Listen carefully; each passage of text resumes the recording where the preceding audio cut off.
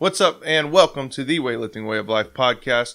We are your hosts. I'm Ryan Capers. This is Bailey Forrest and Dr. CJ DePalma, the movement doctor. You can find him on Instagram, Facebook. Whoa, wait. Nice plug. That's what I'm talking about. The movement doctor. Today we're going to bring you a quick show about soft tissue. This is a super hot topic and has been for a long time now in the entire fitness industry, non-fitness industry. I mean, everywhere. Everybody's talking about soft tissue, foam rolling, lacrosse ball, cryo chambers, fascia. Fascia, all this crazy stuff. So, Dr. DePalma, if you could lead us in on what is soft tissue. So soft tissue definition is like soft tissue is muscle, right? Muscle tissue or smooth muscle. Fascial covering, which is what covers the muscle. And that's kind of what everyone's referring to when you work. So yeah, I mean, it's really simple. It's not that complex. Fascia doesn't run in lines from the toe to your ear. It runs as a web. Whoa. So one thing that I heard coming up a lot, reading my K-Star books and watching my stuff about mashing and, laying on the ball and breathing, all that kind of stuff. I just make sure I bring up psoas mashing, please. Okay, just we'll get there. I don't know if we have enough time today, but we'll get there. So, one thing that I had always heard, and I know you've told me stuff that battled this completely, but that you have fascia, a fascial sheath that all attaches from the top of your head to the bottom of your feet. It's all connected. Correct. Right? Which makes sense because everything in our body is connected. Right. It has to be, or we would be separate pieces. So you hear things like, if you can mash this part of this limb, you'll create slack in the system. Sure. Right. What are your thoughts on things like that? Well, there's not a lot of validity through the literature behind that. Research actually shows, I don't even ask me for a source. It's something I read a long time ago, but that in a cadaver, people, they would, they'd cut them up and they would look at the fascia right in the lines, and it showed that pressing on fascia didn't portray EMG or any type of signaling more than 6 inches away. Wow. So now I'm not saying that if you have a hip dysfunction that indirectly you could begin to have a shoulder. That's not what I'm saying, because we know that's true. Compensations happen, altered movement patterns, things like that. But to have like an actual fascia line that runs from your hip to your shoulder directly as one, they call it anterior sling, some bullshit. I don't know. And it's just not likely going to work like that. Now if you're in pain and somehow you get out of pain, then the rest of your body can get out of pain. Right. Okay. So, it is all connected, but specifically it's not lines and trains. I don't know. I'm trying to be nice about it. I don't know. Right. No, I agree. So, but Dr. DePalma, when I love how you call me Dr. DePalma. Yeah. Well, I'm playing the person that's asking you questions. So, but Dr. DePalma, when my back starts hurting and I roll out my glutes with the softball, it makes my back stop hurting. You use a softball, man. That's big. You have big glutes.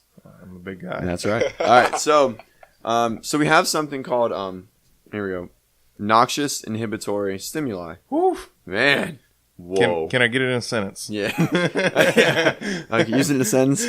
So basically, that means that we input a noxious stimulus or a painful stimulus to reduce another painful stimulus. So that's what a lot of soft tissue does. That's why there's so much gratification so fast.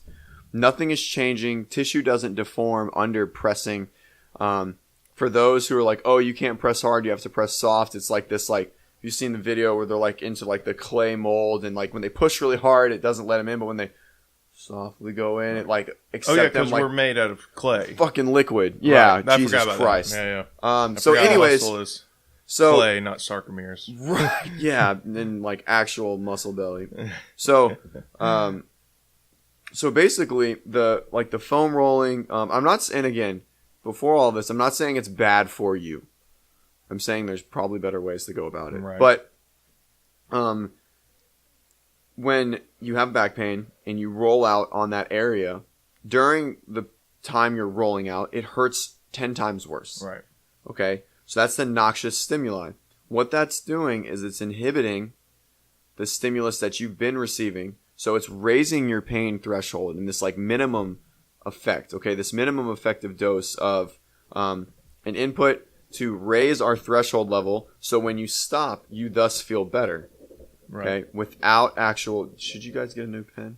I think it's about time for a new pen. There you go. So, again, now in the short term, that might be what you need to continue training or whatever. Right. Okay? But also, now our secondary effect and why I promote against a lot of soft tissue and passive modalities is it creates a dependent and reliant mindset. Yeah. Takes the opportunity and the control and the confidence out of my patients and my athletes' hands. And they're like, I can't recover unless I put on Normatec boots. By the way, I love Normatec boots. I think they feel great. But I know I don't need them to... The compression boots? It's either like weightlifters sitting in the lounge chair. Yeah, with like their leg. like a Game inflatable Ready. leg. Yeah. No. Game Ready's ice massage. Yeah, it's an like ice the big bath. inflatable leg cast. It's just thing. compression and it's air, I like just pneumatics. assumed it was the same thing. No, I it's didn't different. know. Which, Um, I mean, there is research yeah, that the supports compression with your lymphatic system and flushing out Sure. lymph Yeah. and that are swelling Right. muscles from breakdown. Compared to natural history, no more beneficial. Meaning just time. Interesting. So, now quickly in like a 10-minute period, sure. But again, over a 2-day period, 3-day period, not a lot, not enough change to justify a $2,000 expenditure. Right. So that short term, that short term placement, that's where, you know, like for me being a coach, I do put a lot of those things into place. Sure. Is the short term change, Yeah. so that we can get the required training result. Right. Right. So if somebody's back is hurting, get their back to stop hurting, and then they can train. Sure. And then we can hopefully prevent it from hurting anymore. Or, you know, an athlete that holds a lot of fluid on their knees, you know, floss their knees, get their knees to get a little bit of that swelling off of them so that they can squat and not be in pain. Sure. Yeah, that's what I do. I floss literally both my knees, both my hips, every single time I work out, Right. so that I can actually get in a good squat. Right. So, and by the way, you getting in a good squat before flossing and after flossing is a stupid statement because it doesn't change. I just want to make that clear. Well, it takes me a lot longer Right. to get to So- the bottom. Perfect example of reliant behavior. I knew you were going to say that Yeah. too. So I mean, it's fine. That's why I promote against it. I'm not telling you not to do it. You're an athlete. That's your time. You have the time to do that. Now, if you can never train without flossing, now you have a problem. Right. Oh, well, I have a problem. then. Okay. Well, then that would be something that I would But work towards against. what is that problem though? It's a reliant mindset. Now if you can't floss, like now you're creating this position and this approach to training that you need all these other things. Independent mindset is what creates longevity. Okay. So it's like the steroid concept, right? Of like taking it in high school versus taking it in the pros. If you have to take it in high school, you probably won't make it in college. If you have to take it in college, Right. you might get drafted, but you probably won't take it in the pros. If you can get to the pros without it, then when you take it in the pros, you're going to be your Hall of Famer, right? Same concept, okay? So if, you know, I'm not saying you're not training hard or anything like that, but you are a relatively young weightlifter, okay? Yeah. And, you know, to be reliant so much on a passive modality to get you through training, you know, that's when you need to look at the training. Not saying the training's bad, but you want to look at it, see like, okay, am I doing too much or not? Or am I just being a bitch? Or is it something that you don't really need? You just think you need it. Like you can warm up in a different way. Yeah, exactly. Without equipment. Like a bicycle or a jog. Right. I do that. Okay. How long do you floss for? Like 2 to 3 minutes each. Okay. Each I How bet- is and I'm kind of playing devil's advocate Yeah, here. I know. How is hopping on a bike different than using some floss? Well, one, people use floss to like help create range of motion and blood restriction to like hypoxic state to improve like blood flow post whatever. No research to justify that, but that's the kind of the concept. Another noxious inhibitory stimuli. Wrap it real tight. You do a couple things, then your pain level is now altered. Right. So it's all subjective. Yeah, exactly. Right. So instead of that, you get on the bike, which is still just improving blood flow systemically, not locally. And then just put a barbell on your back and do 60 back squats with no weight.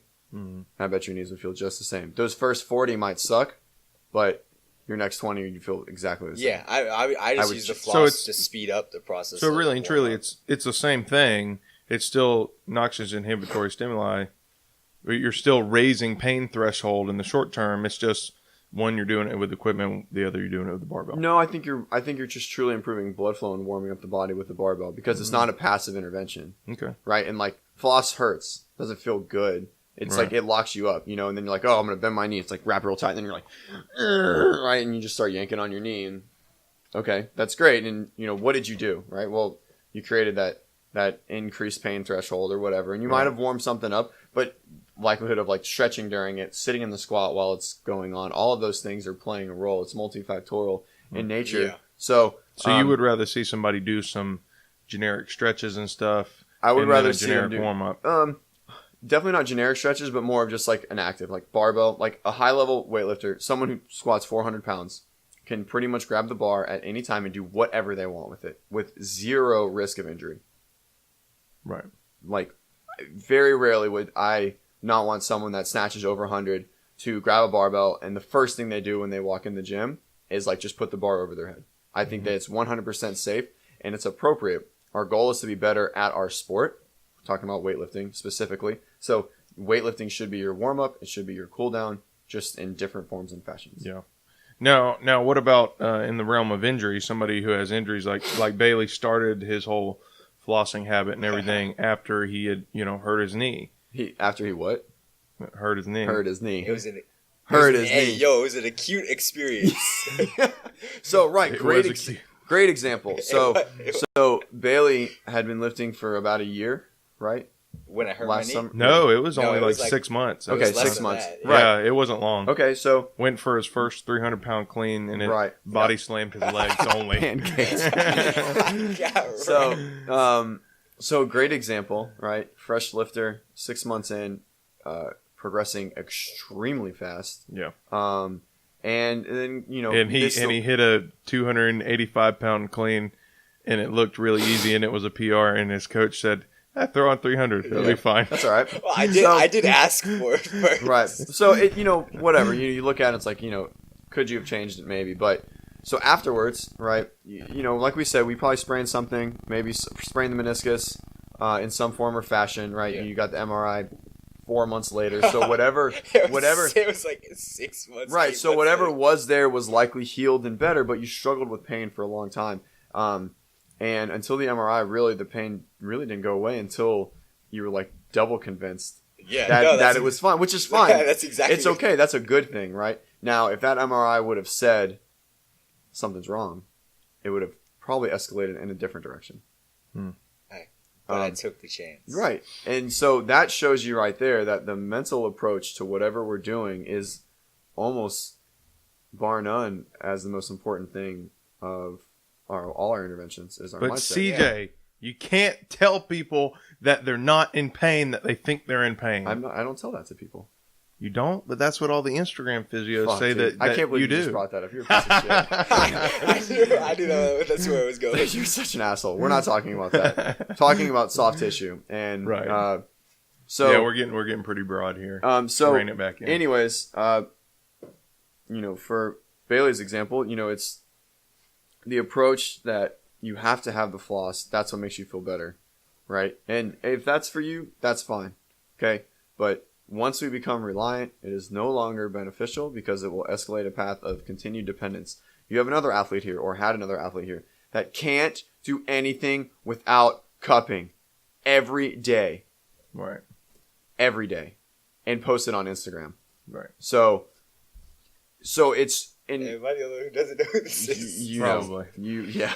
So, it's very clear that, until they get worked on, they have to cup in between. because they're in that much pain all the time. Now, they might be in that much pain. They're probably training too hard at that point in time if it's true pain and true some form of dysfunction. Or they have an extremely struggled mindset of training and recovery and everything. So the research shows that rest, nutrition, water, and time recovers you just as well as anything else in sex. So very cool. Oh, very cool. So quick recap, and then we'll hop off. For the athlete, last thing I said was sex. I just want to make that clear. That's it. Hey, gotta get that test up, baby. Out. That's right. So for the athlete that does struggle, that feels like they need to do all the soft tissue work. They got to foam roll for 10 minutes before. They got to floss their knees, hips, ankles, elbows, neck, shoulder, toes before every workout for 30 minutes. What is a better plan for that athlete? Just to recap. I definitely think minimize it. Do the minimum effective dose for the foam rolling and flossing to work and be beneficial for you. If you're at 5 to 10 minutes, try and do 3 to 5 minutes. Okay, and then replace that with the things you need to be doing, which is getting better with the barbell. Put the barbell in your hands and don't put it down for 5 minutes. And tell me if you're warm or not. Yep. Literally, don't put it down, and you tell me if your knees and your shoulders and your hips aren't warm. Yeah. I mean, and I can tell you to back that up. I mean, as an athlete who, destroyed their body for many years, at a high level athletics in football and weightlifting, now after, not doing things so extreme anymore, but my warm-ups are keeping a bar in my hand for 5 minutes, right. Walking around the gym, getting into any crazy position I can get into, stretching, more so just moving, right. And then beginning the movement. Yeah.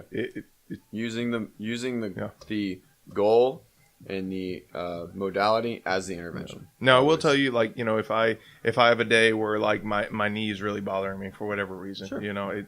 Stuff like that happens. Yeah. I'll throw a little floss on it, get it to chill out, and then I'll do everything else. Yeah, I'm not saying don't do these things. I'm just saying prioritize them differently. Cool. That sounds great. I'll probably keep doing it. Right, that's fine. So Dependence. as long as you're getting better, it's okay. Yeah. So thanks for listening, guys. Short episode on soft tissue and my thoughts on it. We're just a physio. Just a few. Yeah, it's a physio coach and an athlete. Talking about fitness, I guess rehab now, and weightlifting. Thanks. See you next time. See ya.